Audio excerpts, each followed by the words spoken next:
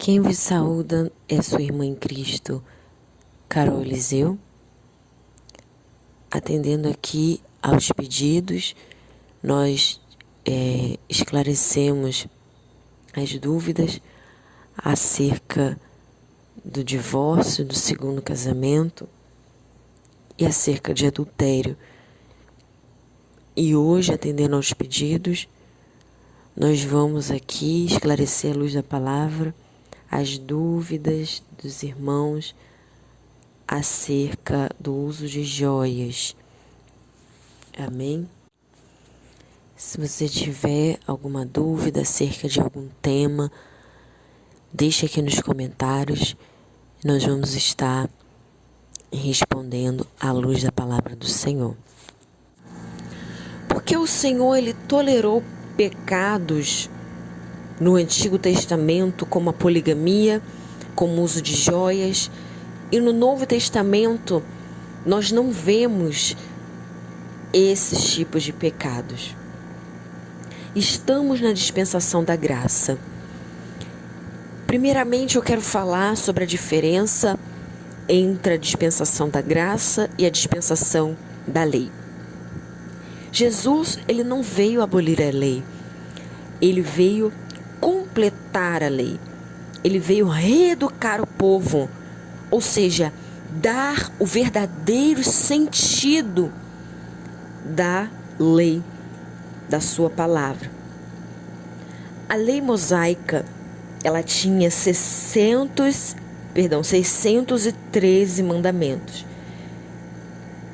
Ela era dividida entre leis civis, leis cerimoniais e leis morais. As leis civis estabeleciam uma ordem civil entre o povo. As leis cerimoniais, elas existiam para separar o povo de Deus dos outros povos. E as leis morais eram os 10 mandamentos. E digo mais, as leis cerimoniais do santuário de Deus era uma forma de ensinar o Evangelho através de símbolos. A função dessas leis cerimoniais, ela foi transferida para Cristo, ou seja, se cumpriu nele.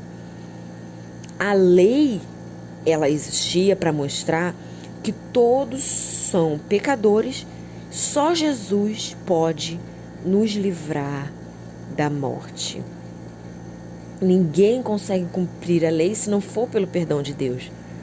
Nós somos pecadores que dependem da graça de Deus para sermos salvos. Apesar de ser humano, Jesus, ele não herdou a natureza pecaminosa que nós herdamos de Adão. Nós pecamos até em pensamento, não é verdade? Ele veio para ser um sacrifício no lugar do pecador, cumprindo a lei. E também nos deu o Espírito Santo, que nos dá a possibilidade de sermos santificados e viver com Ele dia após dia. A lei mostrou o quê? A lei mostrou o pecado. O Espírito Santo também nos mostra os pecados. Jesus nos mostrou que não temos que cumprir a lei para sermos salvos, e sim cumprir a lei em amor e obediência a Cristo. Então, nós seremos salvos.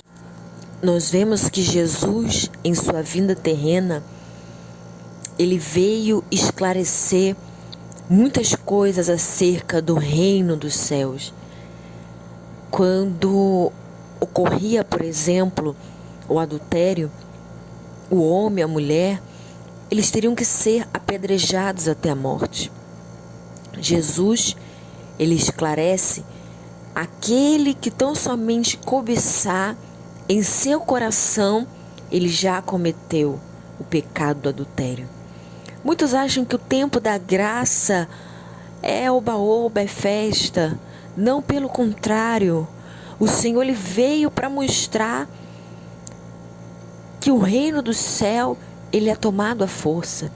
que o reino do céu realmente é só para aqueles que querem viver uma vida em obediência verdadeira ao Senhor. Aleluia. Israel, ele teve uma vocação terrena. A igreja, ela tem uma vocação celestial, uma vocação espiritual. Leia 1 Pedro 2,5. Israel conheceu somente os primeiros rudimentos da revelação divina, como está lá em Hebreus 5,12. Nós, a igreja, nós temos a Bíblia completa, a revelação completa. Está lá em Atos 17:30. A igreja atual, ela tem a revelação completa, não há desculpas. Deus se revelou a Israel por tipos, por figuras e sombras da realidade. Já para nós, ele se revelou em realidade. Leia Colossenses 2, do 16 ao 17, Mateus 1, 23. Está escrito isso. Israel, ele caminhava à luz da lua, como está lá em Apocalipse 12, 1, Gênesis 37, 9. A igreja, ela caminha à luz do sol. Leia Malaquias 4, 2, Apocalipse 1, 6. Israel só teve acesso até o véu, até o lugar santo. A igreja, ela vai além do véu. A igreja, ela adentrou no Santo dos Santos. Hebreus 6:19, Hebreus 10, do 19 ao 20. Israel era uma criança na fé. Nós estamos caminhando para a estatura do varão perfeito, como está lá em Gênesis 3:24, Gálatas 3:24. Israel foi batizado em Moisés. Nós somos batizados em Cristo. Aleluia. 1 Coríntios 10, 2, Gálatas 3, 27. Lá em Isaías, no capítulo 3, nós vemos que, devido à altivez daquele povo, havia uma profunda apostasia. Observamos que toda vez que o povo se afastava de Deus, haviam sacrifícios a deuses, haviam orgias sexuais, haviam uso de joias. Isaías é levantado para pregar para um povo que não iria se converter. Isaías é levantado pelo Senhor. Aleluia. Isaías é levantado pelo Senhor para alertar acerca do juízo de Deus, para que aquele povo viesse a se arrepender, para que eles viessem a voltar para as veredas antigas, mas eles não quiseram dar ouvidos à palavra de Deus. Juízes capítulo 8 nos mostra que o uso de joias era uma prática dos ismaelitas. Não era uma prática do povo de Deus. O povo de Deus, ele não usava joias. Quando Gideão, ele vence os midianitas, aquele povo pede para que Gideão, ele venha a ser o seu senhor. Gideão fala para eles que não, que Deus seria, a partir de agora, o Senhor deles. Então, Gideão, ele pede que aquele povo viesse a entregar as joias como despojo, explicando para nós que aquele povo tinha joias porque eles eram ismaelitas. Ou seja, essa não era uma prática do povo de Deus. Em Êxodo 33, o Senhor lhe fala para Moisés que não iria subir no meio daquele povo, aleluia, porque aquele povo era um povo obstinado, um povo de dura cerviz.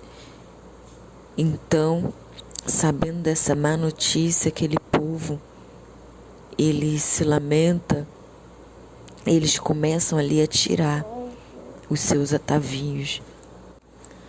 Gênesis 35, mais uma vez, nós vemos o povo se desfazendo dos deuses estranhos, se desfazendo das suas arrecadas também.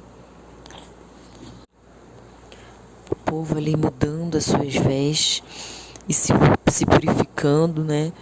E se voltando para a face do Senhor. 1 Timóteo, no capítulo 2, 1 Pedro, no capítulo 3, nós vemos que o Novo Testamento, com a vinda de Jesus, o povo de Deus, as mulheres santas do Senhor, elas não usavam joias. Nós vemos que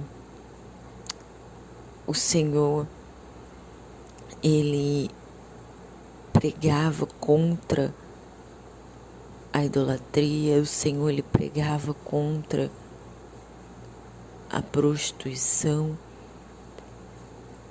Nós vemos que no Novo Testamento não aparece a poligamia, não aparece o uso de joias no meio do povo de Deus. Então, é um grande ensinamento da palavra do Senhor para nós, é um grande esclarecimento da palavra do Senhor para a nossa vida. Levíticos capítulo 19, versículo 28, está escrito assim: não façam cortes no corpo por causa dos mortos, nem tatuagens em vocês mesmos. Eu sou o Senhor. E em 1 Coríntios 3, 16, 17, está escrito: não sabeis vós que sois o templo de Deus e que o Espírito de Deus habita em vós? Se alguém destruir o templo de Deus, Deus o destruirá, porque o templo de Deus, que sois vós, é santo. Nós vemos que a palavra do Senhor, ela está toda em concordância. Não adianta queremos pegar um versículo isolado para tentar aprovar uma prática a qual o Senhor, ele não aprova. Aleluia. O Senhor, ele quer a santificação do corpo, da alma e do espírito. Não somente do coração, como muitos têm pregado, mas sim, o Senhor, ele quer uma entrega completa nossa, que nós venhamos sim fazer a vontade dele. O que eu quero deixar aqui, não que aqueles que usam brincos, usam joias, eles não serão salvos. Aquele grande dia será um dia de surpresas. Muitos que achavam que seriam salvos não serão. Mas o que eu quero deixar é que nós viemos nos esforçar para fazer a vontade do Senhor. Se nós aprendemos, se nós já sabemos que algo não agrada o Senhor, então não tem porquê nós continuarmos nessa prática. Amém? O céu, ele é tomado à força, a porta, ela é estreita, o caminho, ele é apertado, e são poucos os que vão entrar por essa porta. Amém? O evangelho da graça não é um evangelho de facilidade, como muitos têm pregado. Pelo contrário, o Senhor Jesus, ele veio nos mostrar o verdadeiro sentido da sua palavra. Ele veio nos mostrar que sim, Aleluia. A coisa é séria. O reino de Deus é algo sério, não como estava sendo levado muitas vezes, somente por aparência, somente o exterior. Não. O Senhor, Ele quer uma igreja por completo. Amém? Uma igreja por completo na sua presença. Louvado seja Deus. Amém. Aquilo que eu não pude falar, que o Espírito Santo de Deus, Ele possa ministrar a cada coração em nome de Jesus. Você que tiver alguma dúvida, deixa aqui nos comentários, nós vamos responder à luz da palavra do Senhor. Que Deus abençoe a todos, em nome de Jesus.